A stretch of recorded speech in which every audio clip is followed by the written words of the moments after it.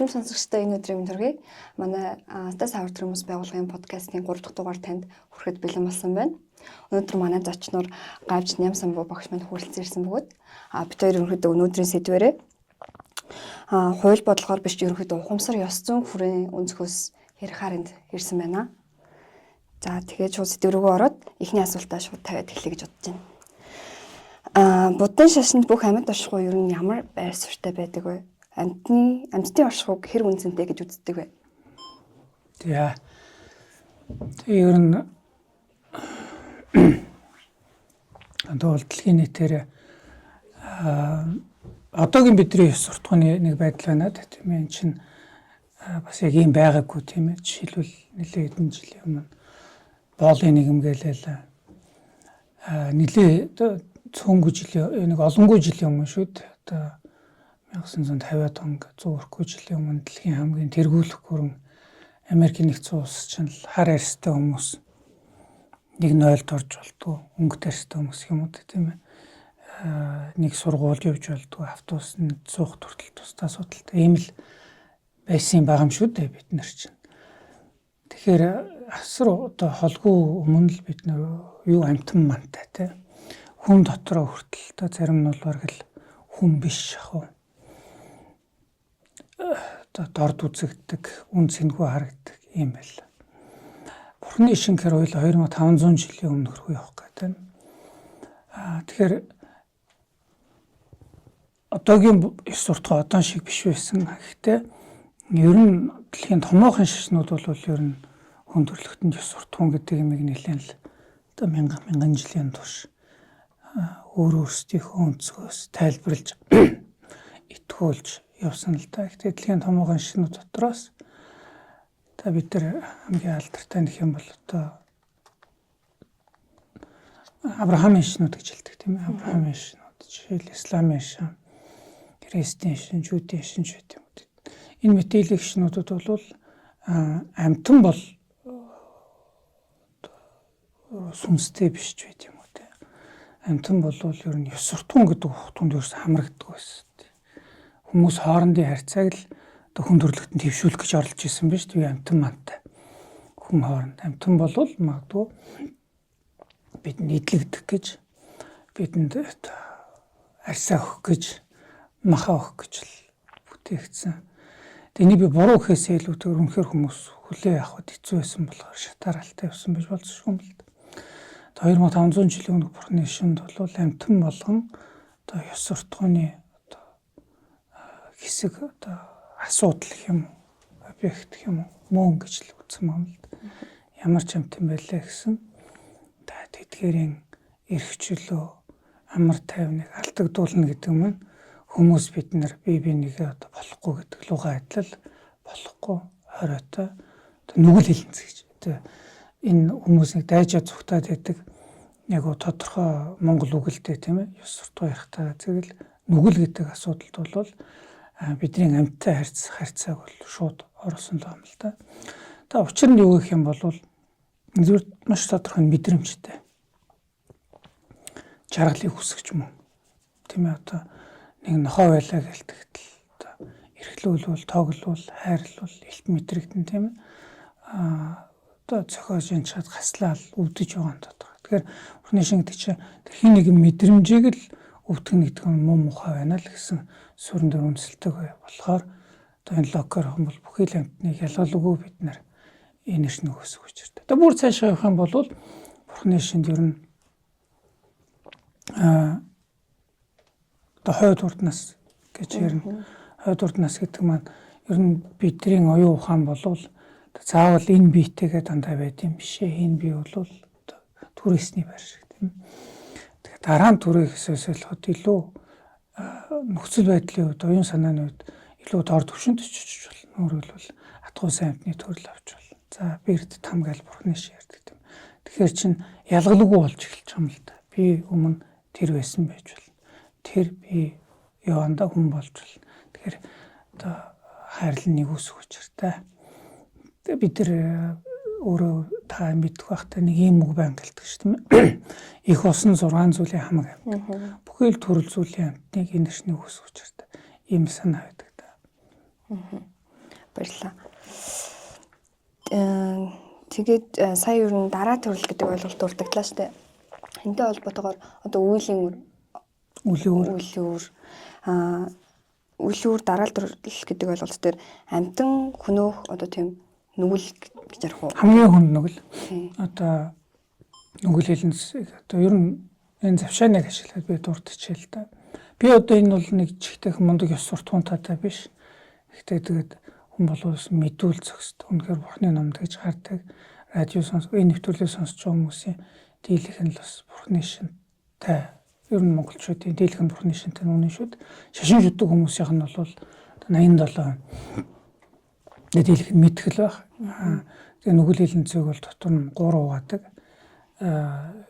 Биеэр үлдэх 3, хэлээр үлдэх 4, сэтгэлээр үлдэх 3 гэдэг.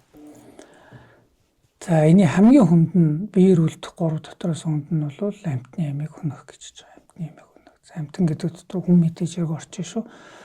Тэгээ амьтан гэдгийг одоо бид нар бол амьтан мөн л гэж бас амьтны нэг төрөл зүйл хүн гэдэг төрөл зүйл тийм ээ. Очлоор альва нэг амьтны хөнөх гэдэг маань бол 10 нүглийн хүнд хүчээр.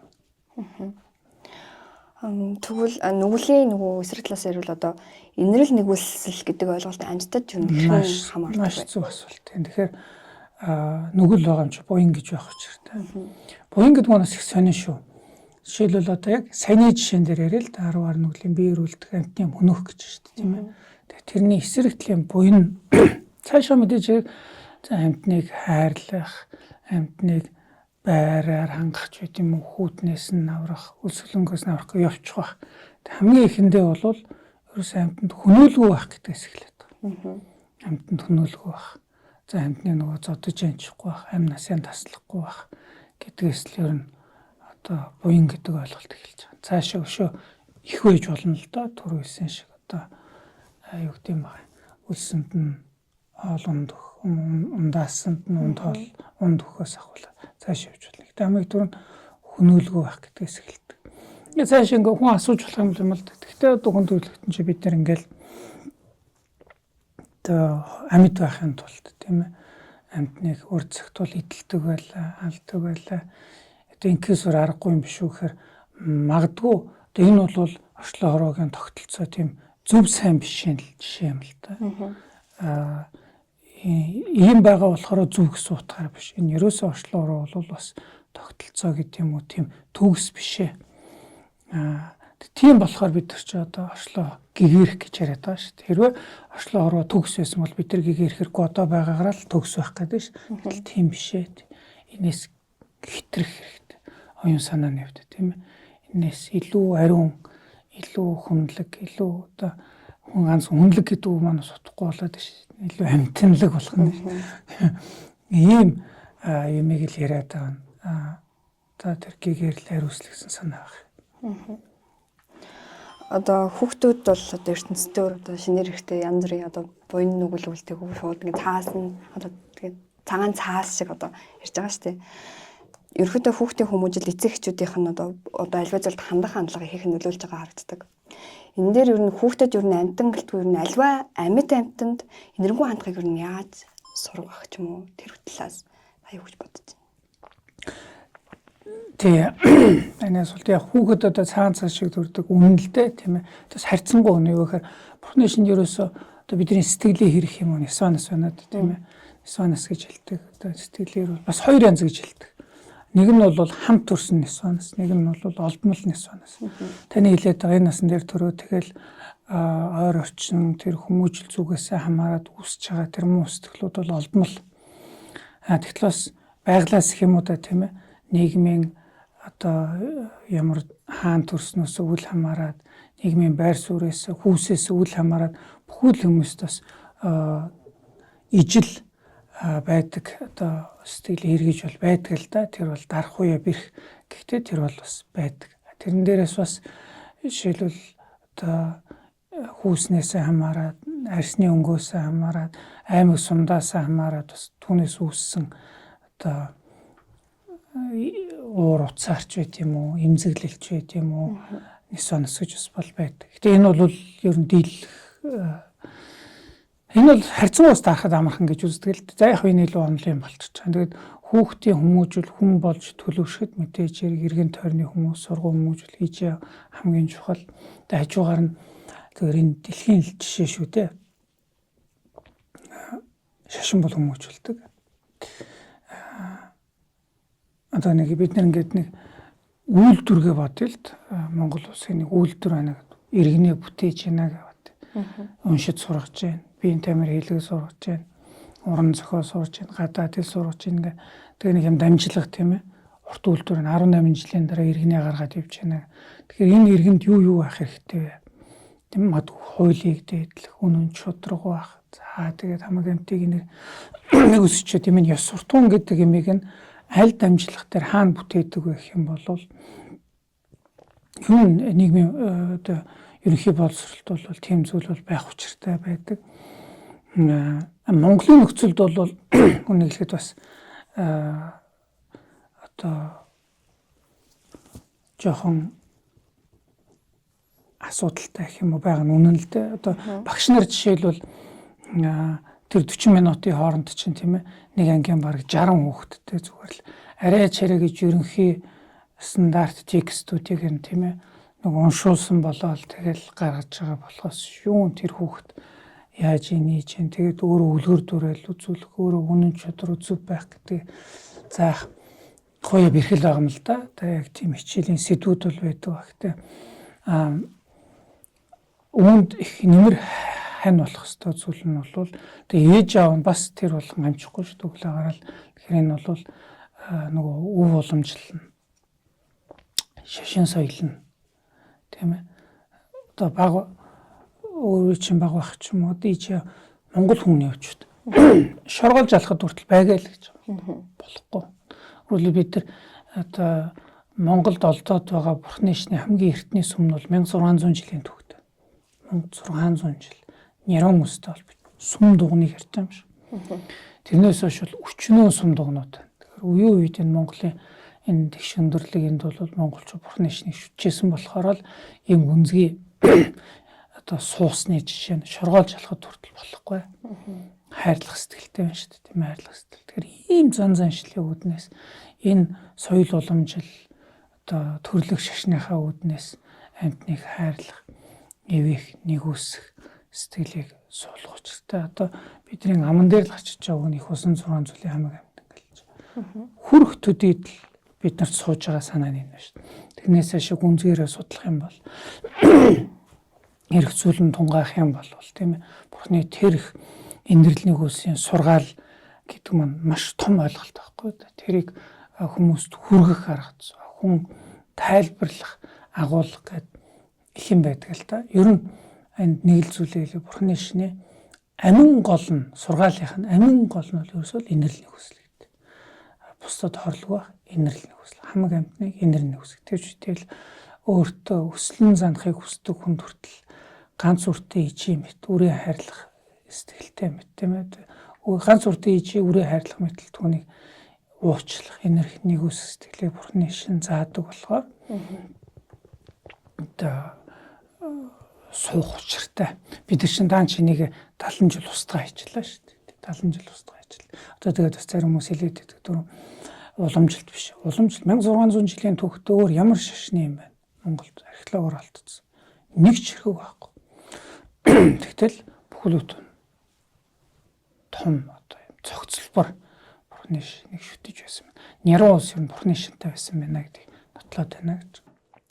Ерөөдөө Бурхны шашин байна тэгэхээр монголчуудын одоо уламжлалт сэтгэлгээ одоо өдөр тутмын зан үйл ч юм уу үг гэллэгт нь ерөөдөө нэлийн сайн сууж өгсөн байдаг. Одоо тэр сэтгэлгээг нь сайн хөгжүүлж өгсөн байдаг. Тэгээд ганц жишээ хэлүүлчлээ юм туслаа. Бид нар жуулчид ирэхээр очиж үзүүлдэг газрууд байна дээ.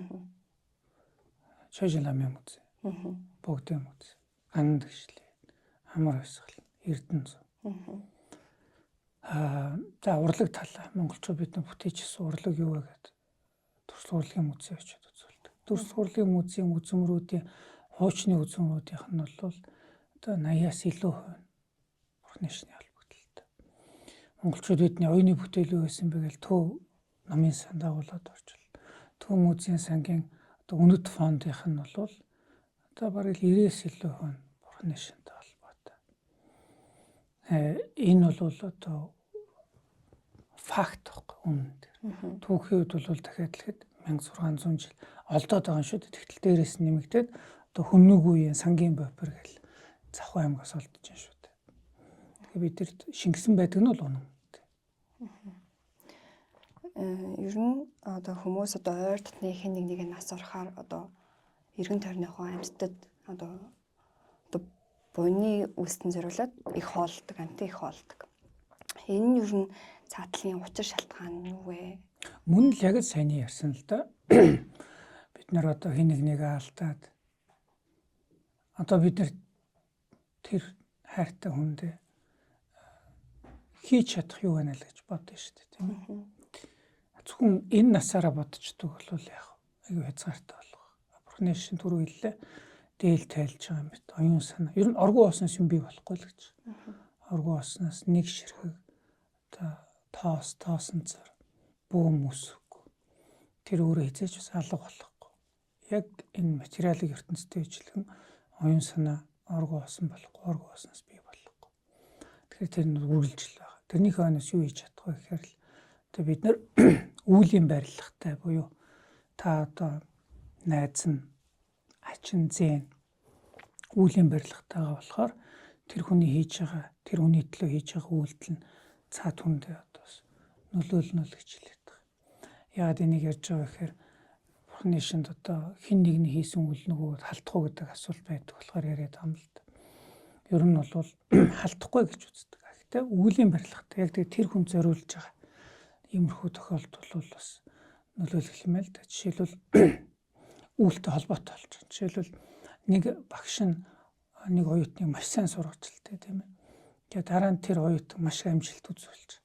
Тэр амжилт нь тэр багштай холбоотой юу гэвэл холбоотой байстай тийм ээ. Тэр багш л бүхнээ зориулж тэр оюутныг бэлтгэсэн. Чи үүлийн барилга мөн байгаа байстай.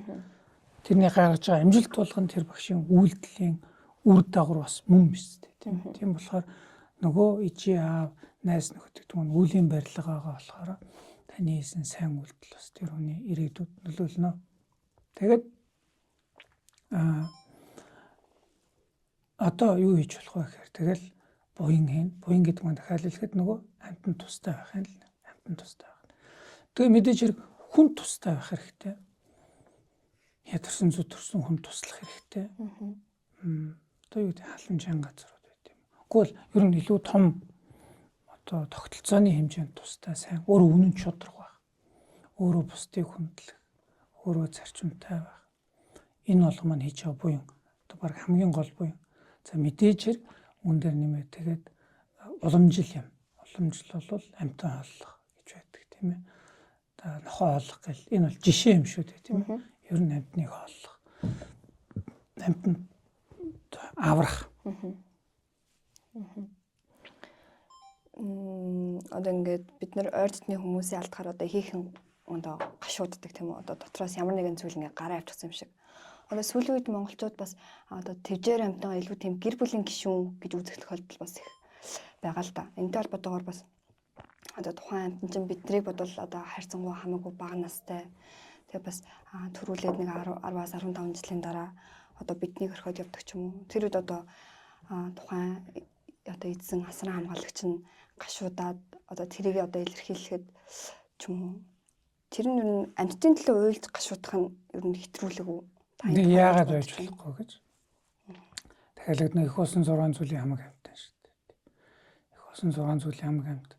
Тэр хайрлахын нэр сэтгэлийг л одоо зөв гэж байгаа бол түүний төлөө харамсах гашуудах нь бас гарцааг бол болно шүү дээ. Одоо эргээд дахиад хэлэхэд тэр Бурхны шний өнцгөөс шүү дээ. Заавал ингэстэй гэсэн. Бурхны альва нэг хайрлаж байгаа юмтан таалуулахад л тэрний араас буян их учиртай л гэсэн. Гэр бүлийн гишүүн байж болно. За гэр бүлийн гишүүн гэж та амьтныг оруулна гэлээ тэгж боддгоо хүмүүсийн өвч гэсэн хайртай та нохоогооч тийм алдлаа гэж бодоход Бурхны шинтнүүд хэрхэн буян хийдэг вэ тийм. Одоо өөрөлд гандаа очиод ном уншиж болно л гэсэн. Яг ижилхэн л яг тэгвэл тэр чин төрөлтөө ишилж болно. Төрөлтөө яг л үргэлжилт оюун ухаанд хүн болчих болно. Илүү амар амгалантай байж болно. зовлон зүтгүүртээ ирээдүүлж бол. Тэгээд тэрийг өөрөө олон жил дижиж эсвэл үлийн барилга бол маш их цуцаан байх нь шүү дээ. Тэгэхээр тэрнийхээ хойноос буу хийлдэх бүр ёстой. Одоо жишээл монголчууд бид нар мэдээж нүүдэлж шаарддаг юм. Азийн далай тэнгисээс их алсагдмал хөрс шороо имзэг бид нар нэг 5 өшөө малаа дуулаад үеийн үед амьдарч байсан. Түүнээс шинэг айхтар ногоо цагаа тариал ургуулаад огт байхгүйж биелэг юм шүү. Гарцаагүй байсан. Гэхдээ яг малчин болгон болт их боломжгүй байсан. Тэгэхээр гарцаагүй бидрийн одоо амин зуух арга нь амьд үлдэх арга нь энэ малдаал шүтэж байсан л да. Гэхдээ Монгол малчин хүний малдаа хандах хандлага Европын нэг фермерийн тэр хүртэ хандах хандлага байл. Газар тэнгэр шиг ялгаад. Тэр бол зүгээр л тэр тугал Монголыг хар багт нь алан молн жишээл сүүний чиглэх байлаа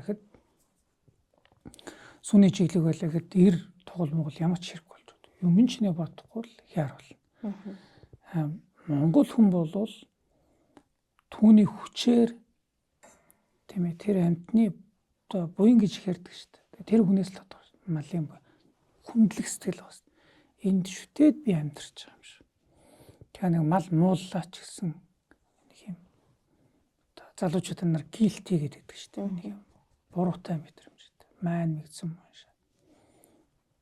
Гэхдээ бас тэр мал энэ чи зүгээр огт тоохгүй явж болно шүү дээ. Зүгээр л тэрийг алаал хэдаал тэгэл зү хичнээн бол хичнээн 1000 малта 2000 малта бол өдөр нагалж идэл тэгдгүүл байсан бол хичнээн баян хамаахгүй.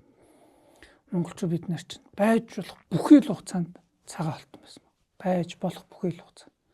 Хавар тарга гаргаснаас ахуулаад үлийнхэн сар хүртэл тэр жигтэл одоо нэг эмээ өвөө асуугаараа аймаг харгалцахгүй юм биш шүү. Зүүн аймаг, баруун аймаг.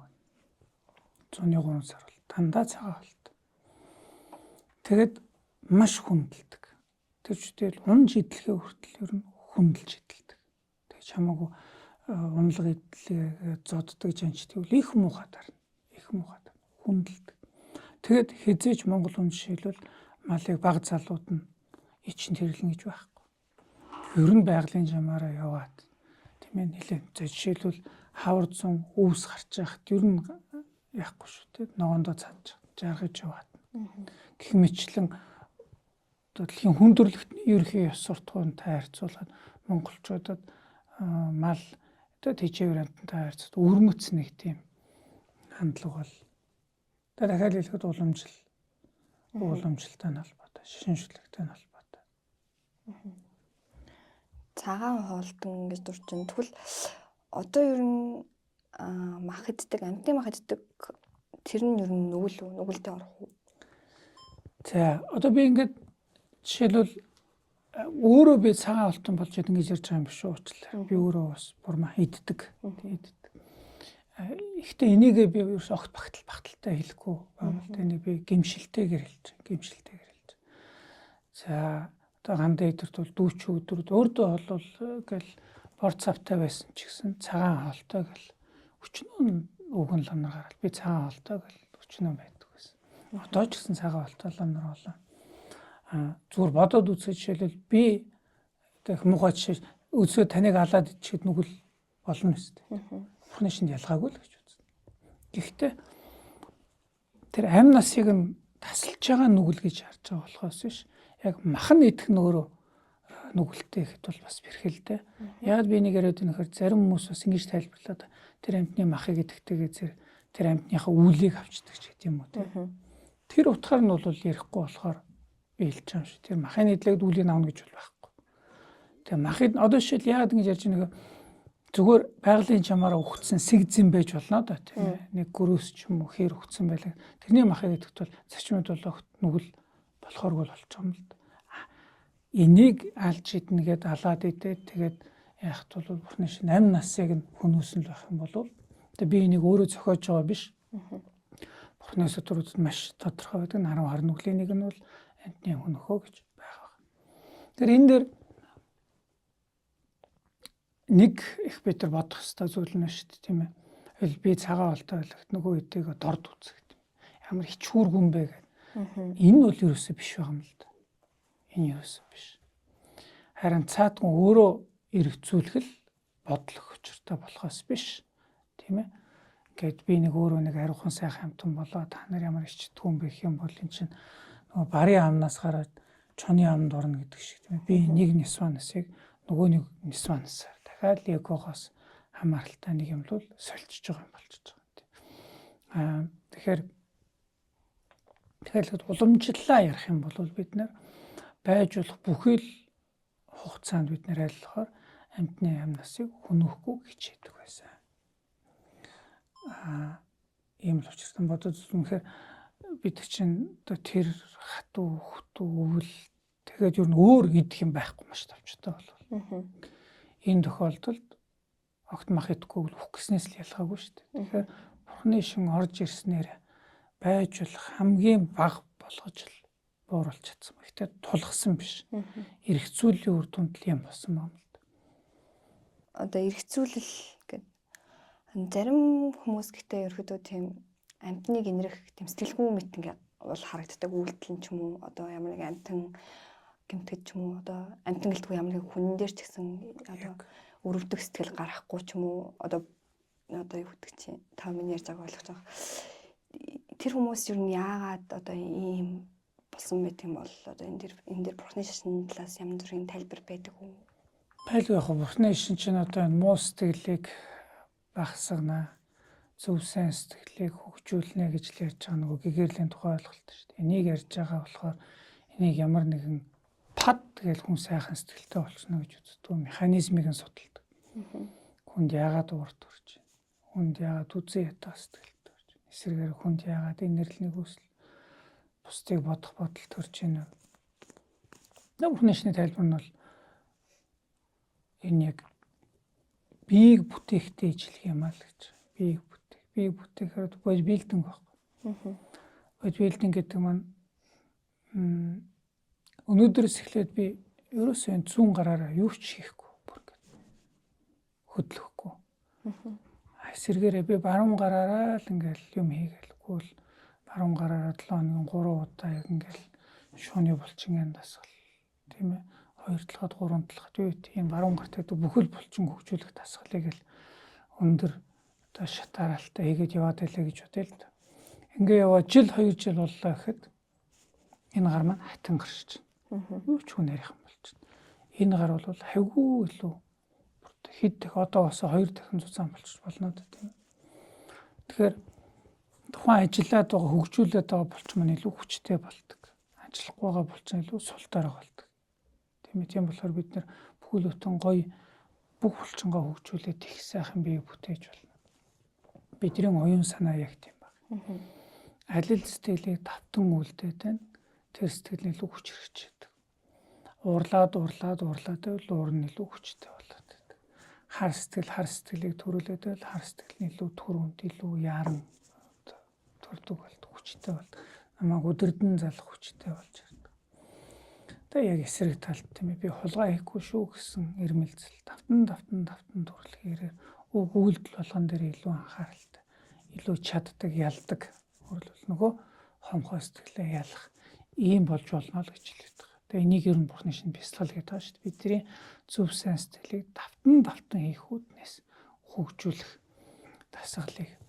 Тэгэхээр зүгээр нийгэмд байгаа хоёр хүн нэг нь илүү энергийн хүсэлтэй, нэг нь илүү одоо амин хувай ачааг үзлэн хамгаалсан байлаа гэж энэ бол оюун санаа нь тэр мэтэл хөгжсөн байна л гэж. Ингэж хөгжихэд мэдээж уншсан, сурсан, судалсан зүйл орчны нөлөө. Өөрөлд бид нар эрдмийг сурж болдог лугаа адил. Тийм ээ, энергийн хүслийг суулгаж болдог лугаа адил харгас муу үзлийг ч гэсэн яг суулгаж хөгжүүлж болно л гэж хэлээд байгаа. Тэгээ ийм л юмний үр дагавар. Өөрөлд та өөрөөхөө тэр муу хүн гэж байгаа хүний оронд яг тэр замлаар нь тэр хичээлд нь суусан бол хичээлгээ хэлчихэл тийм ээ. Тэр зодон зохионыг дэрэгдээс нараад гэр бүлийн хүч хэрхээлж байт юм. Энийг харсан бол яг л тэр мэт хүн болж болно. Эсвэргээрээ Бурхны энергийн хүслийн сургаалаар явсан бол тэр мэт хүн болж болно л гэж хэлээд байгаа юм л да. Тэгэхээр бид нар дахиад л нийгмээр нөгөө энергийн хүсэл хайрлах гэдэг сургаалыг түгээх энийг дадуулах арга зүг нь дадуулах гэхээр бурхны шинэл ингэж ярьдаг юм л да. Бид нэр өөрсдөө ингэж өөрсдөө хөгжих учиртай гэж хэлдэг. Дийлэг ишнүүд бол чамд аварчнаа л гэж хэлдэг. Чи өөрөө ингэж тэр нь өөрөө хөгжих талаар огт хэлээгүй биш л дээ. Хамгийн гол нь ихтэй яг аврагдах нь бол цаанаас шууд ич дээр аварна гэдэг бол бурхны шинэ эцсийн дүнд та өөрөөрөө аварна. Эцсийн дүнд та өөрөө муу явдлаа төвчж байж.